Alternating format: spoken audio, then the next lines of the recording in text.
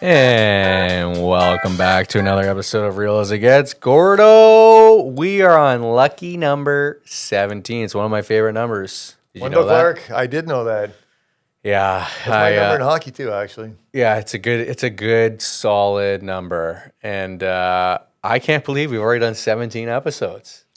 It's gone quickly, actually. Right? When did we start? Are we like 5 months ago-ish? Well, we started a bit before that. It took us a while. You don't tell behind the scenes. We're pros. We came out of this as pros. A lot of planning went into it. Well, we wanted to make it look legitimate because we actually are very, meticulous and professional and want things on a higher end versus just coming out of the gate being like, we're figuring it out as we go. We had a little bit of audio issues, but we wanted it to look nice right from the get-go. Right.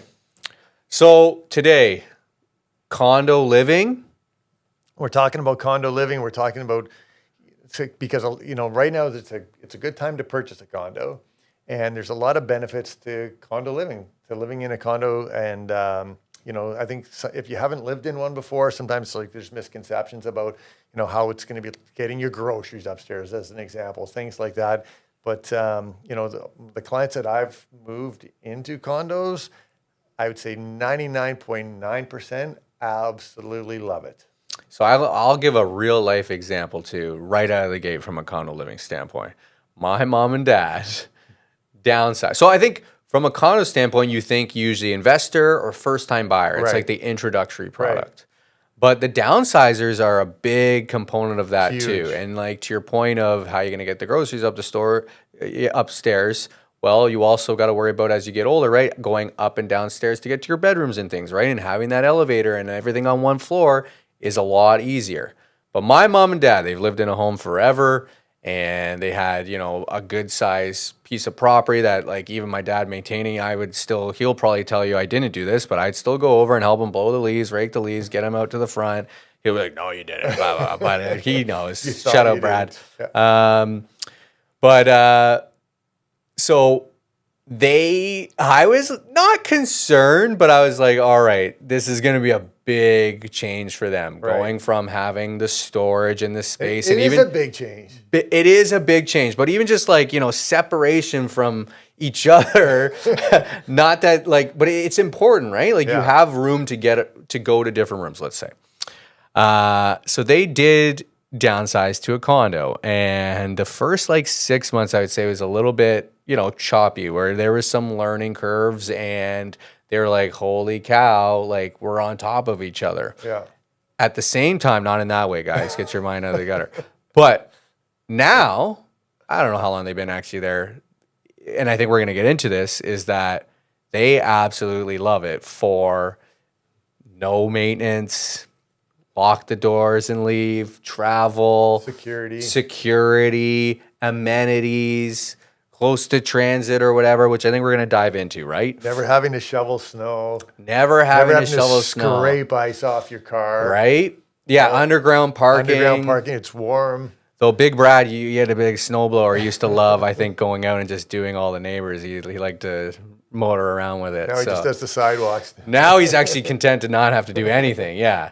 He's actually on the balcony, right? Sometimes it's covered. Yeah. You can be outside. Yeah. So let's get into condo living, and I think more of a positive standpoint, because 100%. Right now in the media specifically, it's just how, they keep dropping. When's the bottom? Are we scraping the bottom? And I'm like, I don't see it that way. Yeah, it's a great time to buy, and condos are selling. Even though the market's maybe it's not bottomed out, it's still a great time to buy.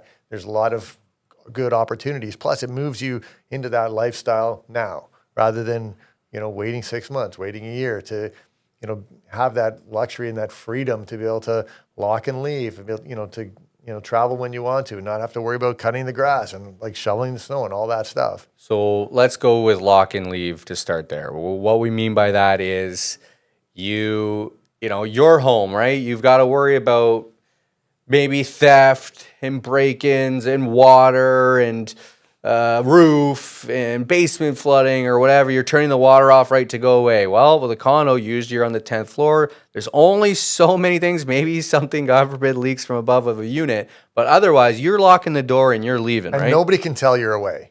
Exactly. You don't like the, you don't need your lights on a timer. Someone's going to, first of all, Lights no one's on a going to walk by timer. your front door. Nobody knows you're gone. Such a dad thing. Yeah, no, it's yeah, it's a timer. Click, click, click, My click. dad has that every time. He'd be like, "Oh, the timer's plugged in." I was just laughing when he said that. No, but it gives you the ability to travel if you want to travel and not have to worry about your home, like you said, potentially like having damage to it, potentially being broken into. You having packages sit on your doorstep for you forgot, an Amazon My package mom and shows dad, up. You got they're to they're phone the still neighbor. they're still wired being like, "Hey, can you go check on it in the condo?" I'm like, "No, I don't Yeah, need to. you don't have to But do you got to it. go get the mail and do these things." Yeah. Yeah. So I think lock and leave is great. And then, from a security aspect, if you're coming home and if the building has a 24-hour security desk or concierge, you have that comfort feeling knowing if you're, coming home at night from a show or something late, no one's going to follow you in. And if they do, there's a security guard there. There's cameras everywhere. Exactly. And the garage is lit. There's, it's a very secure and comfortable place to be. So you have security, and even for like mail and packages, right? Like usually they have to come and sign on, or they have a mailroom specifically for your Yeah. Amazon stuff. Or even if they do leave it at your front door of your unit, there's likely a camera in the hallway too, so you don't have to And worry security about. does patrols too. Exactly. They'll They see do it. Yeah. patrol and they do everything. So nobody should be taking it. And then we have maintenance. So I guess we're no longer mowing lawns. We're not shoveling snow. We aren't clearing the ice off. I feel like our winters are getting longer and longer. But you also have the maintenance of things built in too, from like a hydro standpoint and a water standpoint and a gas standpoint. And you're paying only for your specific usage usually, and it's a smaller, usually it's a smaller than a home, right? So those costs are even usually better, right? Yeah, well, I mean, one of the knocks you hear, like people saying, I don't want to live in a condo, I don't want to pay maintenance fees. Well, if you live in a freehold detached home or a townhome, you've got maintenance fees. They're just not called maintenance fees. Like you're paying for repairs, you're paying for a plumber to come in, you're paying for an electrician, or if every 20 years, let's say on average, that a roof is going to need to be replaced. So at some point in your ownership, probably going to be changing a roof. You might be doing windows, expensive items. You're going to be painting. You're going to be perhaps doing floors. So. And I think this is a really good segue to bring up like special assessments and thing right now, because I could feel people watching this being like, well, you're going to still have these bigger costs because now you got to replace a whole building of windows. But at the same time, I think it would work out to be almost similar from a cost standpoint. So hear me out. So one is a special assessment. For those who don't know what a special assessment is that, your condo operates like a business. You have your reserve fund, you have rules, you have, guidelines, and you got to follow it. The reserve fund is there to make sure that if there is a big, issue, you need that rainy day fund. It is there in a moment's notice. You got to maintain a healthy reserve to understand the cost. Then you have a reserve fund study that happens every single 3 years from an engineer that says, hey, we're expecting the windows, the roof, and everything to be replaced. And a condo is like a home where every 20 years you usually have some kind of wear and tear and upkeep. But especially with the high rises or, bigger buildings in general, you also have a lot of units that can disperse those costs, Economies right? of scale. You've got a lot of people contributing to the reserve fund. Correct. And if the building's well run, the reserve fund should be ample enough and they've pre-planned for, let's say that like the underground needs to be resurfaced. Yes. Or they need to replace the elevator, do an upgrade to the elevator. They've saved enough money over the years and pre-planned for that. They knew it like 10 years ago, hey, in 2026, we're going to have to do a revamp of the elevators. 100%. And then there's no special assessment. But when a special assessment comes in, sometimes it's for something that was unplanned. Like there's some kind of a catastrophe or damage that's happened. But I feel like it also adds value to the building. So if a building is well run, and you can tell in the corridors, in the lobby, as soon as you walk in, if the building's well maintained. And if, so sometimes a well maintained building will require a special assessment, but it adds value, and you enjoy that value while you're there. Yeah, and I think too many people think as a special assessment as like doom and gloom or a penalty. Yeah, so they're like, well, if I had a home, I wouldn't have that. Well, okay, yeah, if your roof leaked, you're the only one responsible to pay for that leak. You still have that cost. Same thing here. If something leaks, you at least Or can you need a new furnace. exactly, right? Or a furnace and AC, there's $10,000. But the special assessment also isn't it's not as negative as I think people think. And it goes back to the maintenance fees, right? So you're paying your maintenance fees, a portion of that go towards the reserve fund. And it also goes towards your carrying costs of like electrical and utilities and whatnot. But the special assessment is there for say a year or 2 years or 3 years. And it's to disperse the cost of what was not anticipated to happen. So there maybe is a leak in the garage and they have to address it. And they're going to, offset it over a 3-year span so that you, instead of having to pay $7,000 on the spot like you would maybe in your home, you're paying the $7,000 over 3 years. Time.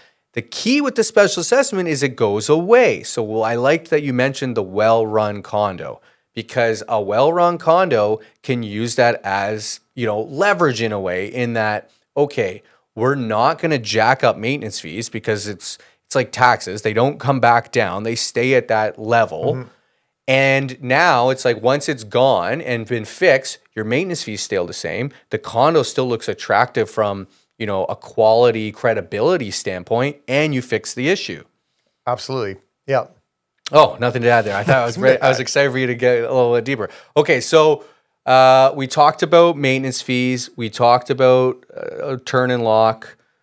We talked about. I know I screw it up all the time, Gord. Lock and leave. Lock and leave, but that's how I am. Well, another great thing about condos, and I'm sure your parents are enjoying it. It's like condos are generally built in dense areas. Yeah. And with that, like comes amenities. So if you're in a condo, there's usually you're within walking distance of shops, a town, a shop, transit, coffee shops, transit. Yeah, so you can enjoy those things without having to get in your car. And if you're in the suburbs, maybe you wanted to go. Some of them even have commercial at the bottom in general. Exactly. Well, more the new ones do, right? There's commercial space. Yeah. Like so it's restaurants, sometimes right in the building. So it's a different lifestyle, and it just kind of allows you to have that sort of freedom, I guess. And you just you can enjoy, being close to amenities and, going to restaurants and coffee shops and where you couldn't if you're in a more of a suburban area. And I think amenities as a whole too, that now most of these condos they offer like the freaking Ritz style of amenities. You have amazing. A gym, so now you don't need the gym membership. It's downstairs. It's easy to get to. Yeah. It's freezing out. It's -20. I'm so cold. I can still go for a sweat. There's no excuses anymore. Because I'm just taking the elevator in my shorts and I'm warm and cozy. And a sense of community too. So you're going to see if you're in a condo building with a gym, you're going to see the same people that have like-minded hobbies and, things in mind that are going to be there every day as well. So you got the gym, you've got the pool, you go for a nice schwitz. For those that don't know, that's a nice steam, right, Gordo? Steam Gord's taking some steams in his day, I'm sure. But you've got the amenities right at your disposal. And I like that community element too, Gord, because there's times where like maybe you're getting a little bit older, let's say as a downsizer, and it's harder to get to, your friends or whatnot, or it's harder to drive. But you have this community element too of like, hey, maybe I don't want it to sound, but like you got bingo night or movie night or some kind of festivity or book clubs that you can all be within the condo and have this maybe new friendship or sense of community. Yeah, it's a community group, and like a lot of the buildings have that where there's a lot of participation with a lot of owners. Where we don't see it, and I think it's important to kind of look into, it's where there's buildings that have Airbnbs, where there's rentals, where a large portion of the units in the building are rented. You're seeing less of a community because there's more of a transient, population there. Yep. But that's important to understand. So when you're looking for, you're looking at a specific building, it's really important to dig into it and like talking to somebody who does a lot of condos and knows kind of like, yeah, this is a great building. This is going on, that's going on. There's like, rather than understanding who the developer it is. With suitcases every weekend. 100%. But I think then that's also another thing that would be good to mention from a positive standpoint, because we're trying to keep this episode real positive, 100%. right there, Gordo. Is one, let's say price, and let's say the things you can do with a condo, in that you can keep it on your portfolio, let's say, and be like, all right, I am an investor, or I am a first time buyer and I want to keep this as my portfolio and I can rent it out. And because it probably didn't break the bank to get in at the get-go, you don't maybe have a high mortgage on it. And now this becomes a cash flow property. Right. And as interest rates continue to hopefully go down, you start building more and more, and then that then pays for itself. Now you're really just making bank, or maybe you're going to have kids and that's an inheritance element, right? There's other things that play with the condo that it could really work from a driving factor for you. And then the costs, like today, like I don't know if you want to talk about it from the downsizer, the upsizer, the first time buyer, the investor. I know it seems like the media and everything is just anti this and whatnot. And it depends on the product like we talk about, but they are on sale, man. There We talk is some about affordable value. housing all the time, and it's Yeah. I think condos right now are really getting into the realm of affordability for a lot of people that maybe a year ago couldn't get into the market, and it's a great time, and that to me that's a positive thing. And like you said, as the market starts to grow again, that's going to be a good investment, and yeah, maybe something you can rent out, or maybe something like full circle you can come back to, Right? like 10, 15, 20 years down 100%. the road and move into. And Exactly. The yeah. kids go through it, then you're like, we're thinking of downsizing, right? We want to move back to the city. We Yeah. have our condo. Yeah. And so there's a lot of things to do with that. And I don't know. I just feel like there's such quality stuff out there right now. And there's stigma that I feel like is slowly, hopefully dissipating and going away, because there is a lot of value out there that could really be for an investor. It could really be for a first-time buyer. It could be you're even thinking of upsizing to a bigger condo. I had somebody that had a 1-bed, 1-bath.